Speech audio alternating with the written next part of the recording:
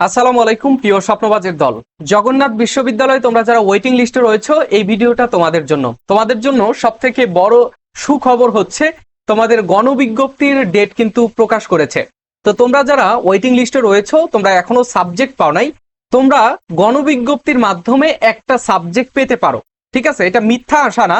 গত বছরের আমলনামা অনুযায়ী যদি আমি তোমাদের দেখি, তাহলে গণবিজ্ঞপ্তিতে এক একটা ইউনিটে অনেক দূর পর্যন্ত শিক্ষার্থীরা ভাইভাতে অংশগ্রহণ করতে পেরেছে এবং পরবর্তীতে সাবজেক্ট পেয়ে সেখানে ভর্তি হওয়ার সুযোগ পেয়েছে জগন্নাথ বিশ্ববিদ্যালয়। তো আমরা একটু দেখো যে আসলে গণবিজ্ঞপ্তি কি জিনিস, সেগুলো আমি প্রিভিয়াস কয়েকটা ভিডিওতে তোমাদেরকে দেখিয়েছি চ্যানেল অথবা ফেসবুক পেজে। তোমার ফেসবুক পেজে রিলস অপশনে গিয়ে তোমরা স্ক্রল করলেই সেখানে গণবিজ্ঞপ্তি নিয়ে অনেকগুলো ভিডিও দেখবে। সেখানে তুমি দেখলেই বুঝতে পারবে যে গণবিজ্ঞপ্তি কি জিনিস, কিভাবে দেয়, কিভাবে এটার কার্যক্রম হয়, কারা সাবজেক্ট পায়, সবকিছুই কিন্তু দেওয়া রয়েছে। ওকে, দেখো এই যে গণবিজ্ঞপ্তি, এটা কিন্তু জগন্নাথ বিশ্ববিদ্যালয়ের ষষ্ঠ মেরিটে ভর্তির নোটিশ। ঠিক আছে, এখন এই ষষ্ঠ মেরিটে ভর্তি কার্যক্রম শেষ হওয়ার পরেই গণবিজ্ঞপ্তি দেবে এবং গণবিজ্ঞপ্তি দিলে তখনই তোমরা এই গণবিজ্ঞপ্তিতে সাবজেক্ট পেতে পারো। ঠিক আছে, ওকে, দেখো গণবিজ্ঞপ্তির এখানে একটা নোটিশ দিয়েছে। নোটিশের শেষে এই যে শেষ দিকে গতকাল 8 তারিখ 8ই এপ্রিলে গতকালকে তোমাদের এই নোটিশটা দেওয়া হয়েছে এবং এই নোটিশের শেষে কি লেখা আছে দেখো, উল্লেখ্য আসন শূন্য থাকা সাপেক্ষে আগামী 16 এপ্রিল তারিখ উন্মুক্ত বিজ্ঞপ্তি প্রকাশ করা হবে। উন্মুক্ত বিজ্ঞপ্তি মানে হচ্ছে গণবিজ্ঞপ্তি। গত বছরও একই জিনিস দিয়েছিল। গত বছরের নোটিশটা আমি যদি তোমাদের একটু দেখাই, দেখো গত বছরের নোটিশটাতে আমি তোমাদের যদি দেখাই, এই যে গণবিজ্ঞপ্তির নোটিশটা আমি নিচে এগুলো সংগ্রহ করে রেখে দিয়েছি তোমাদের জন্য। দেখো এটা কিন্তু বি ইউনিটের গণবিজ্ঞপ্তির নোটিশ। এই যে বি ইউনিটে গণবিজ্ঞপ্তির নোটিশটা, এটা একটু লক্ষ্য করো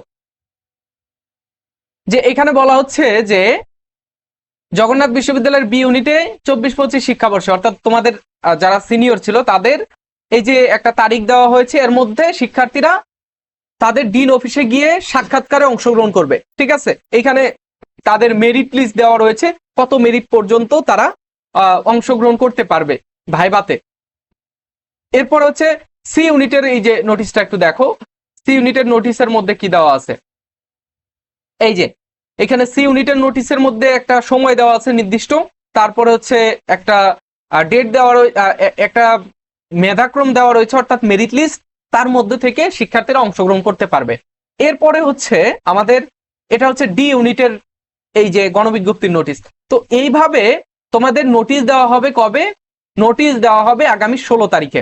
16 তারিখ রাত 12টার মধ্যেই তোমাদের গণবিজ্ঞপ্তির নোটিশ দেওয়া হবে এবং যারা সাবজেক্ট পাও নাই অবশ্যই তোমরা রেডি থাকবে এবং তোমাদের যেই মেরিট রয়েছে নির্দিষ্ট একটা মেরিটের মধ্যে তারা গণবিজ্ঞপ্তির নোটিশ দেবে। ইনশাল্লাহ আমি তোমাদেরকে জানিয়ে দেবো। Farooq academy level up admission school এর সাথেই থাকবে ইনশাল্লাহ। আর তোমরা যারা এইখানে চান্স পাবে না, গুচ্ছতেও চান্স পাও নাই, তোমাদের জন্য সর্বশেষ একটা ঠিকানা হতে পারে ঢাকা সেন্ট্রাল ইউনিভার্সিটি অথবা ন্যাশনাল ইউনিভার্সিটি। তোমরা যারা ঢাকা সেন্ট্রাল ইউনিভার্সিটি অথবা ন্যাশনাল ইউনিভার্সিটিতে ভর্তি পরীক্ষা দিবা, তোমাদের বি এবং সি ইউনিটের শিক্ষার্থীদের জন্য আমরা রেখেছি ডিসিইউ এবং এনইউ এর জন্য এক্সাম বেস। যে এক্সাম বেসে আমরা গুচ্ছের ভর্তি শিক্ষার্থীদের জন্য আমরা আমাদের এখানে পরীক্ষা নিয়েছি। তো এখান থেকে আমরা ভালো একটা ফিডব্যাক পেয়েছি।